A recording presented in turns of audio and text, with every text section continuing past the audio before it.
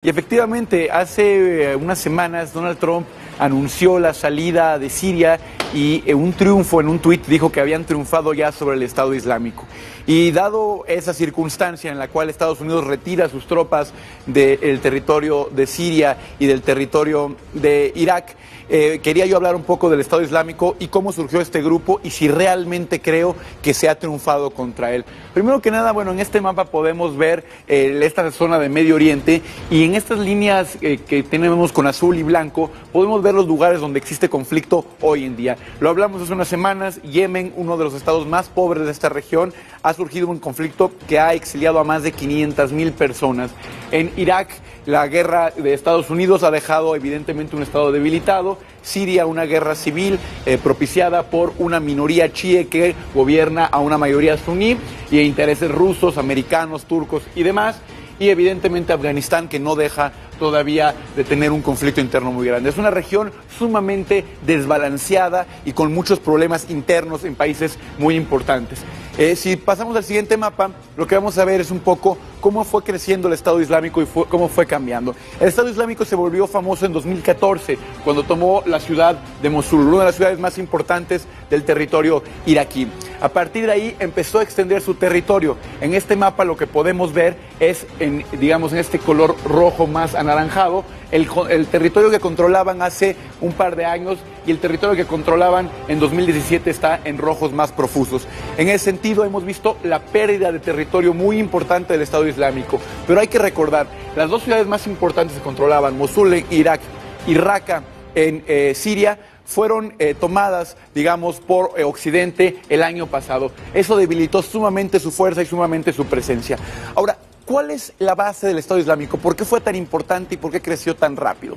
Bueno, el Estado Islámico surge a partir de el supuesto triunfo de Estados Unidos sobre Al-Qaeda, como un remanente de aquellos grupos terroristas que deciden tomar el viejo concepto del califato y construir algo que no se había visto en tiempos recientes. Es decir, la idea de un Estado-nación rebelde que pudiera conquistar territorio y geografías muy precisas. Hay que recordar que antes de eso habíamos visto terrorismo, es decir, guerras simbólicas, pero no lucha territorial. En este mapa lo vemos mucho más claro. En su punto más importante, por ahí 2015-2016, en naranja vemos el territorio que lograron conquistar el Estado Islámico. Se calcula que alrededor de 7 millones de personas vivían en ese territorio.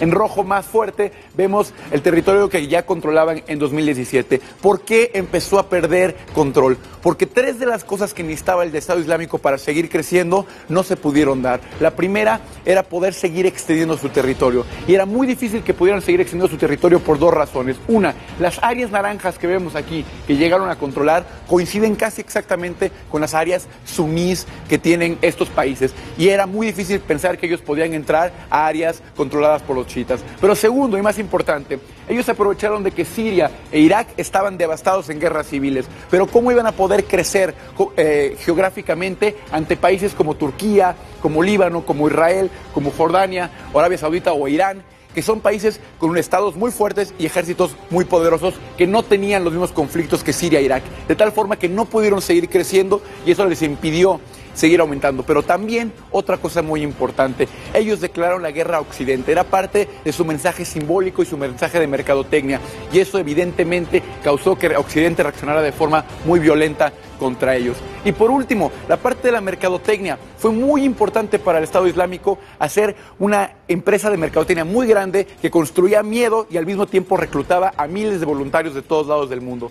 Bueno, algo muy interesante, cuando en mayo del año pasado cae Mosul, 2/3 partes de su aparato de mercadotecnia también caen y eso les impide poder seguir creciendo. Es decir, el territorio del Estado Islámico sí ha quedado muy mermado. Pero en este mapa vamos a ver por qué creo yo que es muy precipitado hablar de un triunfo. Primero que nada, quedan 30,000 soldados del Estado Islámico en territorio sirio y territorio iraquí. Pero sobre todo vean este mapa. Este es el territorio de Siria y en los diferentes colores vemos qué grupos están controlando cada parte del territorio. Es decir, el Estado Islámico se ha quedado con solamente este pedacito de acá.